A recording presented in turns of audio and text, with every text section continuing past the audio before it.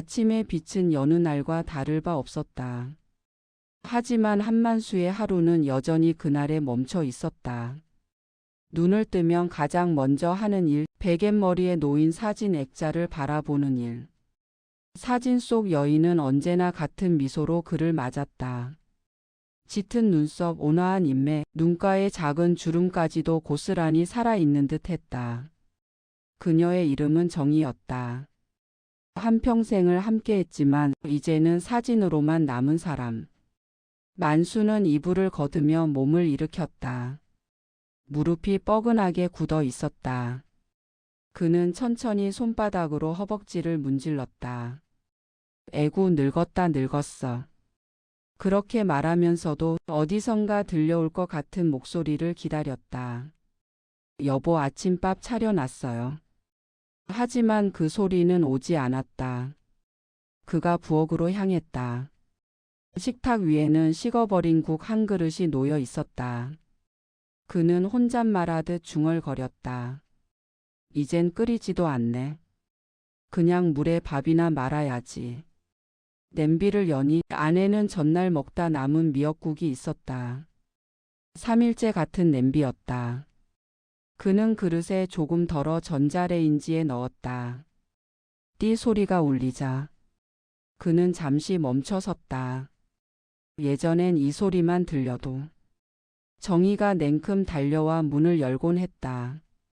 여보, 손 대요. 내가 할게요. 이젠 그 손길도 그 목소리도 없었다. 그는 천천히 밥숟가락을 들었다. 식은 밥은 입안에서 모래처럼 흩어졌다. 삼키는 일조차 힘들었다. 그래도 그는 억지로 두어 숟가락을 삼켰다. 먹긴 먹어야지, 그래야 버티지. 그는 밥상을 치우며 창문을 바라봤다. 밖에선 아이들 웃음소리가 들려왔다. 학교 가는 아이들이 서로 장난을 치며 뛰어갔다. 그는 그 모습을 멍하니 바라보다 혼잣말했다. 저 애들도 언젠간 알겠지. 누군가를 잊는다는 게 어떤 건지. 그날 오후 현관문이 열렸다. 아들의 목소리가 들려왔다. 아버지, 저예요. 들어가요? 들어와라. 아들은 습관처럼 신발을 벗고 거실을 둘러봤다. 아직도 이렇게 두셨어요? 엄마 물건들 그대로네. 만수는 대답 대신 찻잔을 닦았다. 손때가 많이 묻은 하얀 잔, 금색 테두리가 살짝 벗겨진 그 잔은 정희가 생전에 가장 좋아하던 것이었다. 이젠 좀 비워요. 아버지답게 살아야죠. 이게 다 내 하루야. 이거 치우면 난 뭐로 살겠니? 그런다고 엄마가 돌아오지 않아요. 그건 알아. 그는 찻잔을 내려놓고 천천히 말을 이었다. 그래도 냄새라도 남겨놔야지. 당신 엄마는 이 집 냄새가 자기 인생이라고 했거든. 아들은 고개를 끄덕였다. 그러나 마음 한켠이 답답했다. 그래도 아버지, 정리해야죠. 이게 다 먼지예요. 그는 거실 구석으로 다가갔다. 그곳엔 낡은 상자 하나가 있었다. 테이프가 노랗게 바래고 모서리는 눌려 있었다. 상자 위에는 희미한 글씨가 적혀 있었다. 남수식품. 이건 뭐예요? 정희가 남기고 간 거야. 마지막으로 나한테 건넸지.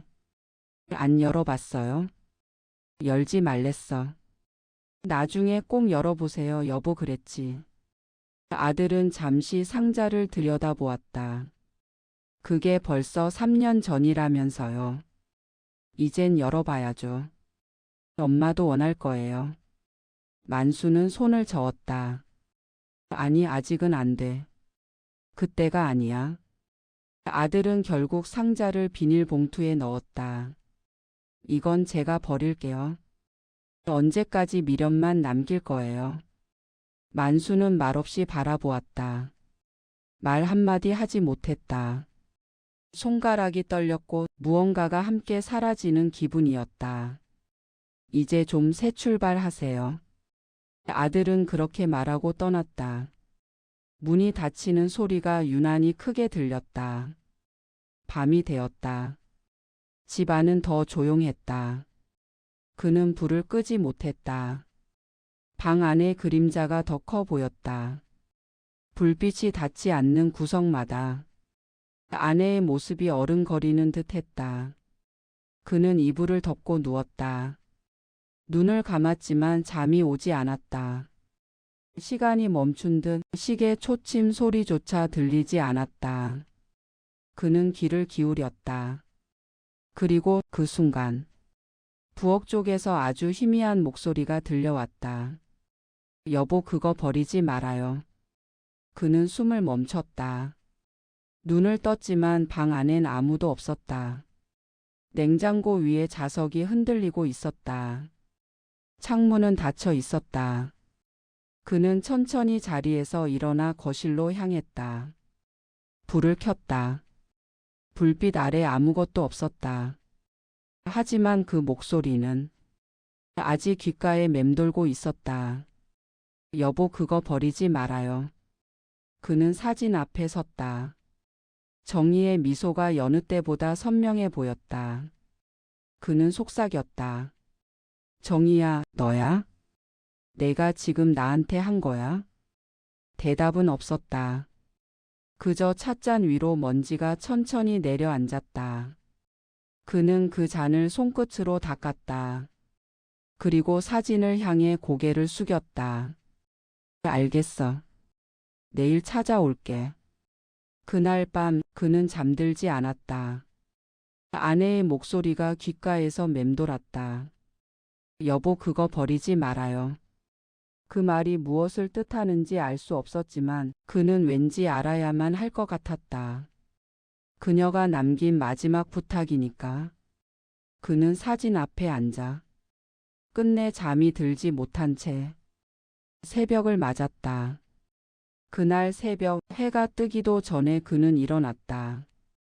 눈은 거의 붙이지 못했다. 이불 속에서 뒤척이다가 결국 몸을 일으켰다. 창문을 열자 차가운 공기가 쏟아져 들어왔다. 피부에 닿는 바람은 매섭게 차가웠지만 그는 그 느낌이 좋았다. 살아있다는 감각이었기 때문이다. 정희야, 오늘은 왜 그랬을까? 그는 혼잣말을 했다. 정말 내 목소리였을까, 아니면 그냥 내가 미친 걸까? 부엌으로 가 주전자를 올렸다. 물 끓는 소리가 천천히 커졌다. 그는 찻잔 2개를 꺼냈다. 자신도 모르게 언제나처럼 2개였다. 아직 버리지 못했어. 이젠 혼자 마셔야 하는데 말이야. 그는 한숨을 내쉬며 찻잔에 따뜻한 물을 부었다. 김이 올라오는 그 순간 그는 다시 그 목소리를 떠올렸다. 여보, 그거 버리지 말아요. 정희의 목소리는 늘 따뜻했다. 하지만 어젯밤의 목소리는 달랐다. 조급하고 떨리고 마치 무언가를 간절히 막으려는 듯했다. 그는 고개를 저었다. 그래, 꿈이겠지. 꿈이라도 좋지. 하지만 마음 한쪽이 계속 찜찜했다. 오전 내내 그는 멍하니 앉아 있었다. 책을 펼쳐도 글자는 머리에 들어오지 않았다. TV를 켜도 소리가 들리지 않았다. 눈앞에선 아내의 입술이 움직이는 장면만 계속 재생됐다. 여보, 그거 버리지 말아요. 그는 이불을 덮은 채 낮잠을 청했다.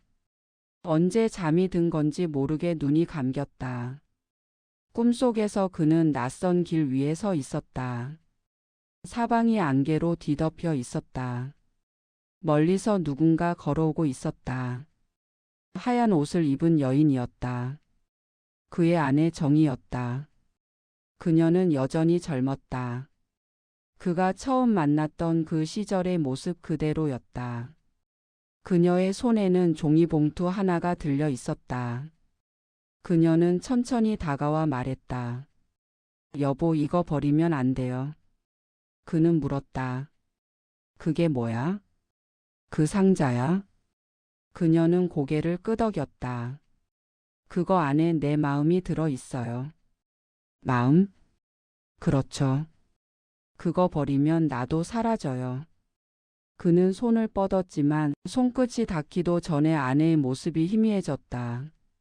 안개 속으로 천천히 녹아들었다. 그는 소리쳤다.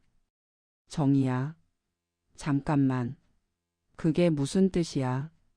하지만 대답은 돌아오지 않았다. 그 순간 그의 몸이 번쩍하며 깨어났다. 이불 위에 식은땀이 흥건했다. 숨을 몰아쉬며 벽시계를 봤다. 새벽 4시 반. 아직 해가 뜨지 않았다.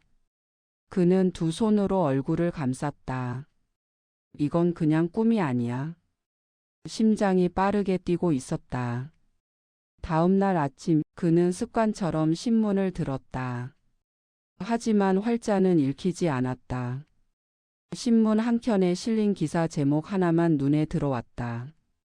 유사 건강식품 사기 피해 잇따라. 그는 손을 멈췄다. 사진 속의 로고가 눈에 들어왔다. 남수식품. 그는 신문을 움켜쥐었다. 그 글자가 어제 본 상자와 같았다. 그는 급히 전화기를 찾았다. 그러나 이미 번호는 지워진 지 오래였다. 남수식품은 몇 년 전에 폐업했다는 말만 들었다. 그럼 정희는 왜 그걸 남긴 거지? 그는 천천히 고개를 숙였다. 오후가 되자 그는 아내의 낡은 서랍을 열었다. 오래된 영수증, 처방전, 그리고 구겨진 쪽지 하나가 나왔다. 남수식품 상담 예약 정의. 날짜는 3년 전 그녀가 세상을 떠나기 바로 전날이었다. 그는 의자에 주저앉았다. 손끝이 차가워졌다. 정희야, 내가 뭘 알고 있었던 거야? 그는 속삭였다. 그거 버리지 말라던 이유가 이거였나? 밤이 다시 찾아왔다. 그는 전등을 켜지 않았다. 어둠 속에서 사진만이 희미하게 보였다. 그는 무릎을 세우고 그 앞에 앉았다. 정희야, 내가 상자 찾아올게. 그래서 너 말이 무슨 뜻인지 알아낼게. 그는 창문을 열었다. 바람이 불었다. 커튼이 흔들리며 마치 누군가 곁에 있는 듯 했다. 그는 눈을 감고 속삭였다. 나 내일 갈게. 기다려줘. 그때였다. 귀에 익숙한 목소리가 또렷하게 들려왔다. 여보, 그거 버리지 말아요. 그 안에 나 있어요. 그는 눈을 번쩍 떴다. 방 안엔 아무도 없었다. 하지만 이번엔 확실히 들렸다. 그녀의 목소리였다. 분명히 바로 옆에서. 그는 두 손으로 얼굴을 감쌌다. 정희야, 정말 너야? 그러나 대답은 바람 속으로 사라졌다. 그는 천천히 자리에서 일어나 사진 앞에 섰다. 아내의 미소는 여전히 따뜻했다. 그는 조용히 말했다. 알겠어. 내일 그 상자 찾아올게. 그리고 그날 밤 그는 오랜만에 편안히 눈을 감았다. 꿈속에서 정희는 다시 그를 향해 미소 짓고 있었다. 아침이 밝았다. 하늘은 유난히 흐렸다. 햇살이 퍼지지 못하고 마치 얇은 천 뒤에 가려진 듯 했다. 한만수는 커튼을 젖히며 중얼거렸다. 오늘은 좀 다르네. 정희가 날 부르는 날인가 봐. 그는 찬장을 열어 낡은 재킷을 꺼냈다. 지퍼가 잘 올라가지 않아 몇 번을 쓱쓱 문질러야 했다. 이 옷을 입은 건 장례식 이후 처음이었다. 밖으로 나가야겠다는 생각이 머릿속을 떠나지 않았다. 그 상자. 그게 그냥 물건이 아닐지도 몰라. 그는 스스로에게 그렇게 말했다. 집을 나서자 싸늘한 바람이 불었다. 골목의 나무들이 가지를 흔들며 마른 잎을 떨궜다. 그는 천천히 걷기 시작했다. 발걸음이 무겁게 땅을 밟았다. 바닥에 낙엽이 바스락거렸다. 길 모퉁이에 다다르자 익숙한 간판이 보였다. 명일 재활용센터. 그곳이었다. 전날 아들이 버린 봉투가 향했을 곳. 그는 문 앞에서 한참을 서 있었다. 안쪽에서는 기계 소음이 끊임없이 들려왔다. 죄송하지만 혹시. 그는 문을 열고 들어섰다. 기름 냄새와 새 냄새가 섞여 코끝을 찔렀다. 작업복을 입은 중년 남자가 그를 쳐다봤다. 어르신 뭐 찾으세요? 어제 밤에 들어온 상자 하나요. 작은 통조림 상자 같은 건데 혹시. 남자는 웃었다. 그거 찾기 힘들어요. 하루에 몇백 개가 들어오는데요. 혹시 라벨에 남수식품이라고 적힌 게 있나요? 남자의 표정이 잠시 굳었다. 남수식품이요? 그거 벌써 문 닫은 회사 아니에요? 그래요. 오래전에 망했죠. 하지만 그 상자엔 제 아내가 남긴 게 있어요. 꼭 찾아야 합니다. 남자는 잠시 그를 바라보다가 무언가 느꼈는지 고개를 끄덕였다. 한번 찾아보시죠. 저쪽 구역이에요. 그는 더미 속으로 들어갔다. 상자들이 산처럼 쌓여 있었다. 색이 바랜 라벨들, 찢어진 종이, 묵은 먼지가 손끝에 닿을 때마다 흙 냄새가 났다. 그는 상자 하나하나를 열며 손으로 뒤졌다. 한참을 뒤졌지만 아무것도 나오지 않았다. 아무리 찾아도 없는데요. 남자가 말했다. 그는 고개를 저었다. 아직 아니에요. 조금만 더. 시간이 지나면서 손끝이 떨리고 무릎이 아파오기 시작했다. 하지만 그는 멈추지 않았다. 정이야, 어디 있는 거야? 내가 찾을게. 기다려. 그때 더미 속에서 낡은 포장지 하나가 눈에 띄었다. 먼지를 털자 희미한 글씨가 드러났다. 남수식품. 그는 숨을 들이켰다. 하지만 그건 상자가 아니라 찢어진 포장지 조각이었다. 그는 무릎을 꿇은 채 조용히 손에 쥐었다. 그 조각을 들고 나오는 그의 손엔 피가 배어 있었다. 손끝이 갈라져 있었다. 남자가 그를 바라보며 말했다. 어르신, 그 정도면 찾은 거 아닐까요? 그는 고개를 저었다. 아니요.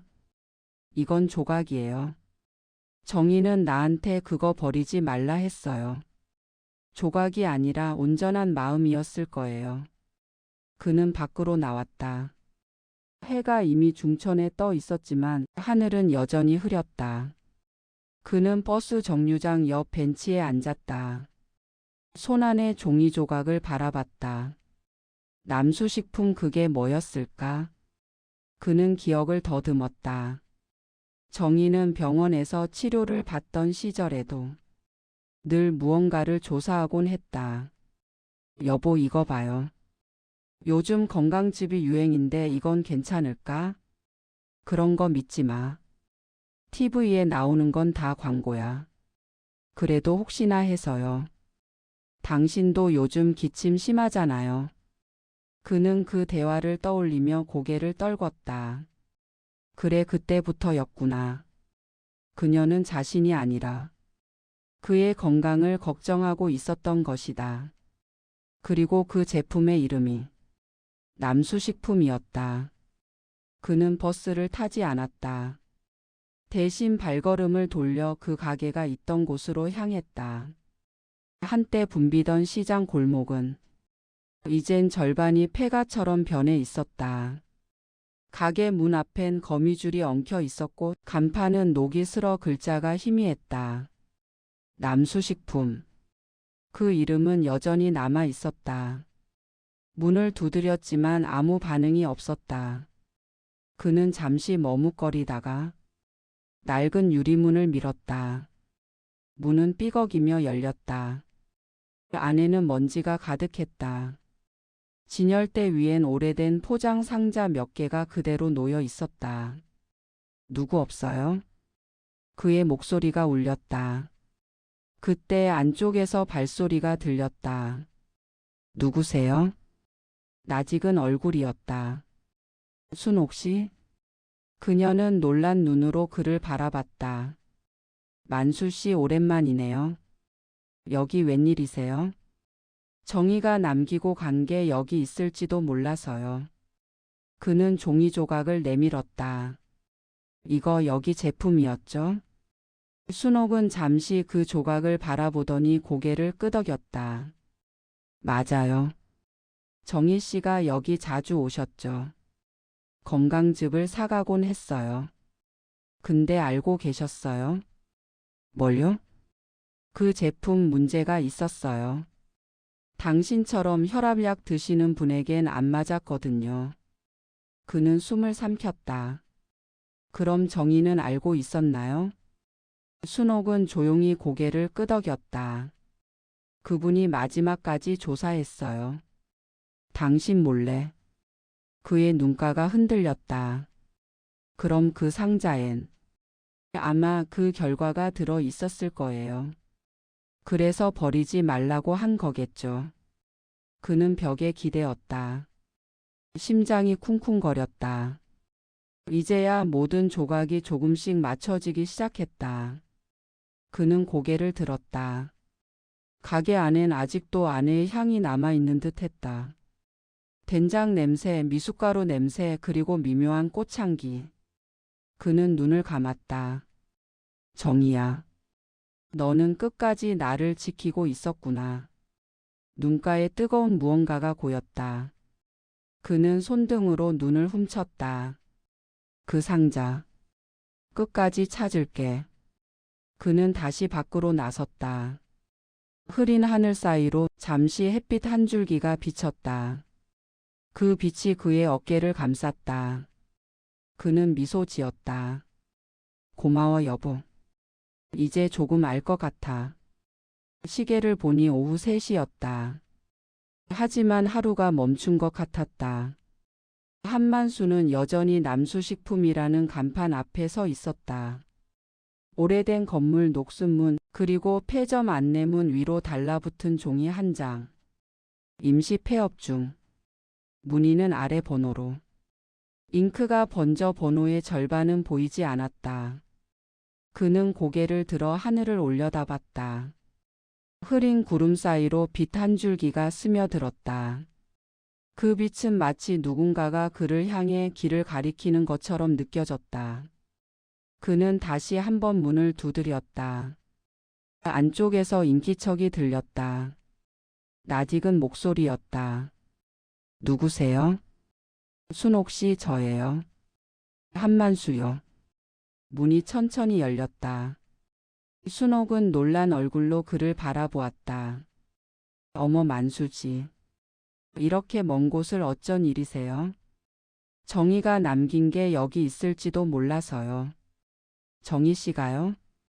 그녀의 표정이 순식간에 굳었다. 그분이 마지막까지 이 가게에 대해 많이 물어보셨죠. 그때부터 뭔가 이상하다 싶었어요. 그는 고개를 끄덕였다. 그 상자 안에 뭐가 들어 있었는지 혹시 알고 계세요? 순옥은 한숨을 내쉬었다. 제가 본 건 없어요. 하지만 정희 씨가 저한테 그런 말을 했어요. 순옥아 혹시 내가 못 돌아오면 이 주소를 남편한테 꼭 전해줘. 그녀는 낡은 메모지 하나를 건넸다. 부산 5동 공장 창고 2층. 그 글씨는 정희의 필체였다. 그는 손끝으로 글씨를 쓰다듬었다. 글씨는 떨려 있었지만 또박또박했다. 그는 천천히 말했다. 이건 정희가 마지막으로 쓴 글씨네요. 그래요. 그날 이후 그분은 병원에도 안 나타났어요. 그리고 일주일 후에 소식 들었죠. 공기 중에 먼지가 햇살을 타고 흩날렸다. 그는 말없이 고개를 숙였다. 가슴 한켠이 서서히 타들어갔다. 그녀가 떠나던 그날의 기억이 되살아났다. 그날 병실의 문틈 사이로 들어온 바람이 차가웠다. 정희는 창가에 앉아 있었다. 햇빛이 그녀의 어깨를 감싸고 있었다. 그녀는 미소를 지었다.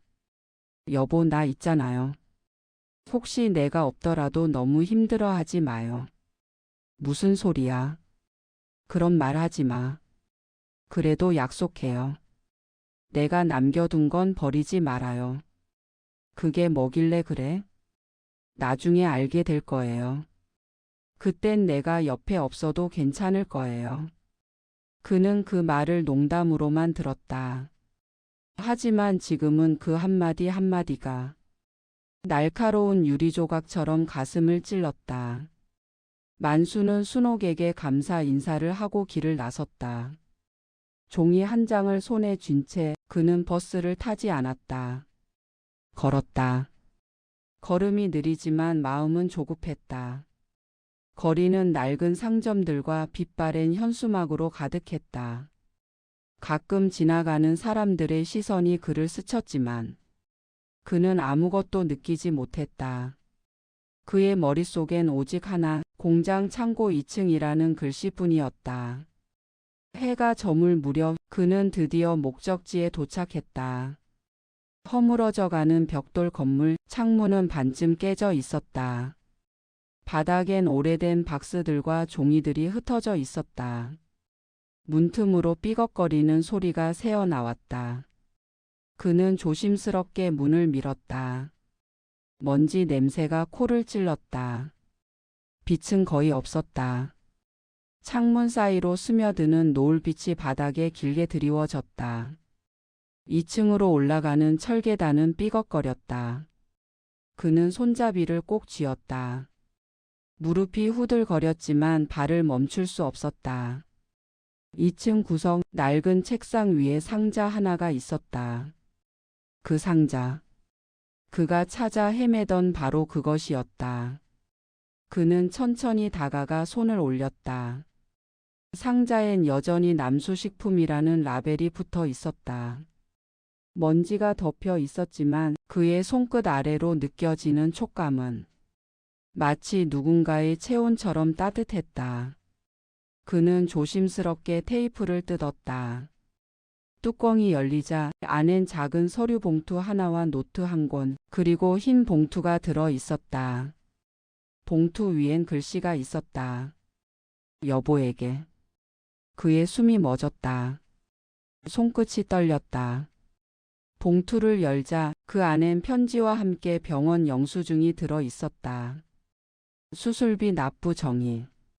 날짜는 그가 수술 받았던 날이었다. 그는 편지를 펼쳤다. 여보, 당신이 병원에 누워 있을 때 나는 매일 같은 기도를 했어요. 당신이 꼭 나아야 한다고, 내 자리까지 오래 살아야 한다고. 그래서 당신 몰래 내 치료비를 그쪽으로 돌렸어요. 내가 조금 덜 살아도 괜찮아요. 당신이 하루라도 더 웃으면 그걸로 돼요. 그의 눈에서 눈물이 흘러내렸다. 편지는 계속됐다. 여보, 내가 남수식품에 찾아간 건 당신 때문이었어요. 그 약이 당신한테 안 맞는다는 걸 알았거든요. 그래서 바꿔야 했어요. 그 상자는 그 증거예요. 혹시라도 나 없이 당신이 다시 그 약을 먹을까봐 버리지 말라고 한 거예요. 그는 손으로 입을 막았다. 목이 메어 아무 말도 할 수 없었다. 여보, 당신이 이걸 읽고 있다면 난 이미 그곳에 있을 거예요. 하지만 난 아직도 당신 곁에 있어요. 사랑은 없어지지 않아요. 버리지 마요, 여보. 나도 당신도. 그는 편지를 품에 안았다. 눈물이 쏟아졌다. 정희야, 내가 나를 살린 거구나.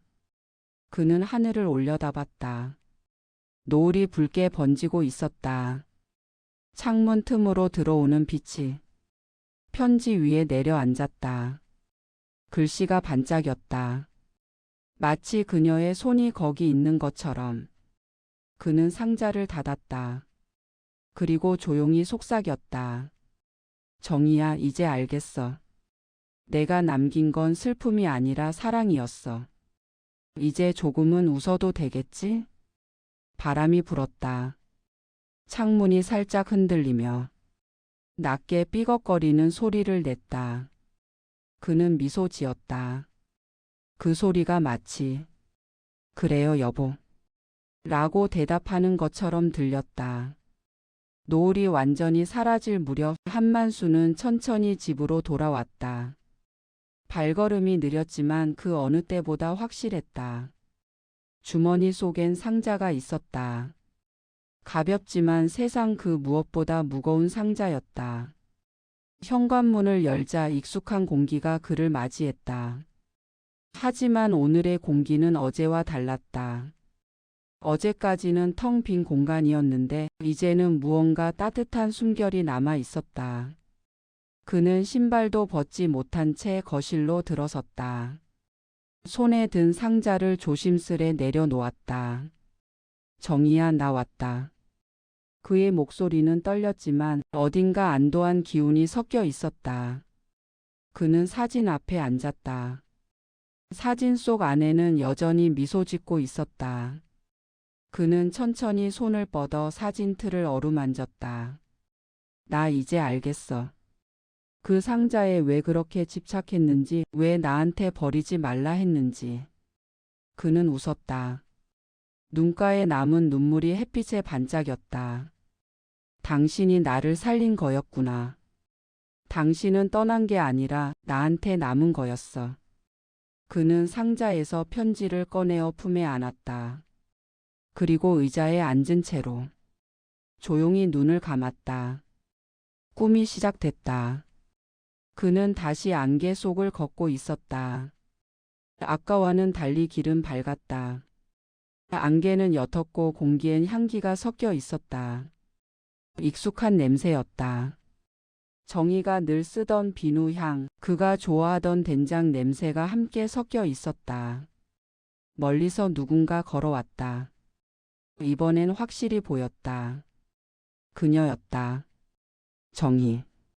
하얀 옷에 옅은 분홍 스카프를 두르고 있었다. 머리카락이 바람에 흔들렸다. 그는 숨을 멈췄다. 정희야. 그녀는 웃었다. 여보. 그 한마디가 그의 가슴을 무너뜨렸다. 그는 다가가 손을 뻗었다. 이번엔 손끝이 닿았다. 그녀의 손은 따뜻했다. 그는 손을 꼭 잡았다. 보고 싶었어. 나도요. 왜 그 상자 얘길 그렇게 했어? 그녀는 살짝 웃었다. 그건 단순한 상자가 아니었어요. 내가 당신한테 남긴 마지막 약속이었죠. 약속? 그래요. 그 상자를 버리면 당신이 나를 잊을까봐 두려웠어요. 그는 고개를 저었다. 잊을 리가 있나? 나는 매일 당신 사진 보고 살았어. 그럼 됐어요. 그녀는 손을 꼭 잡았다. 그럼 이제 그 상자 버려도 돼요. 그는 놀란 눈으로 그녀를 바라봤다. 뭐라고? 이제 다 알았잖아요. 내가 왜 그랬는지. 그래도 이제 놓아줘요, 여보. 그래야 당신도 살아요. 그녀의 목소리는 부드러웠지만 단호했다. 나는 늘 옆에 있을 거예요. 당신이 웃을 때마다 그 웃음 사이로 나도 같이 웃을 거예요. 그는 울음을 삼켰다. 정희야, 나는 아직 못 보낼 것 같아. 그녀는 그의 손을 감쌌다. 여보, 사랑이란 건 붙잡는 게 아니라 기억하는 거예요. 당신이 나를 기억해 주는 한 나는 여전히 살아 있어요. 그녀는 그의 가슴에 손을 얹었다. 여기 있잖아요. 여기서 나는 매일 숨 쉬어요. 그는 고개를 끄덕였다. 그래. 당신은 내 안에 있지. 그녀는 눈을 감고 미소 지었다. 그래요. 그러니까 이제 울지 말아요. 그는 눈을 감았다. 눈물이 흘렀지만 이번엔 따뜻했다. 그녀의 손이 그의 얼굴을 쓸었다. 이제 편히 자요, 여보. 그녀의 목소리가 점점 멀어졌다. 정희야, 가지 말아줘. 하지만 안개가 다시 퍼졌다.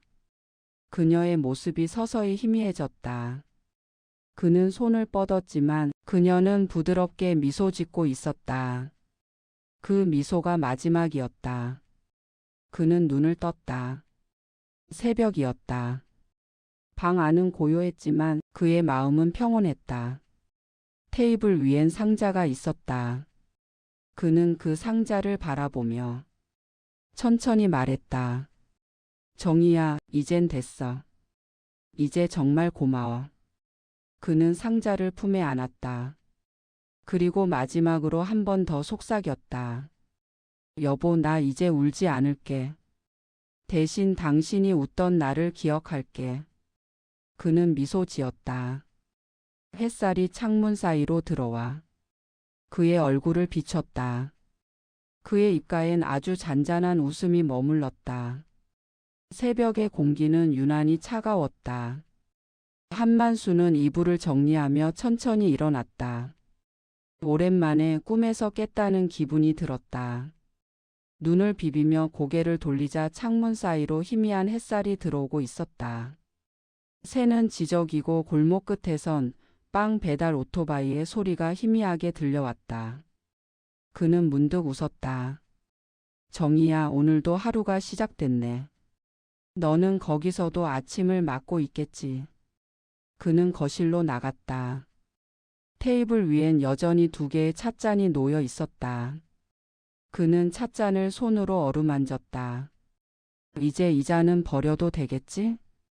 그는 잠시 고민하다가 고개를 저었다. 아니, 아직은. 그래도 이건 남겨두자. 그는 찻잔에 따뜻한 물을 따랐다. 김이 피어오르며 창가를 부드럽게 감쌌다. 햇살이 김 사이로 부서졌다. 그는 그 빛 속에 서 있는 자신을 바라봤다. 이제 조금은 따뜻하네. 그는 마당으로 나왔다. 잔디 사이엔 봄의 기운이 조금씩 피어오르고 있었다. 아직 완전히 자라지 못한 새싹들이 흙 위로 고개를 내밀고 있었다.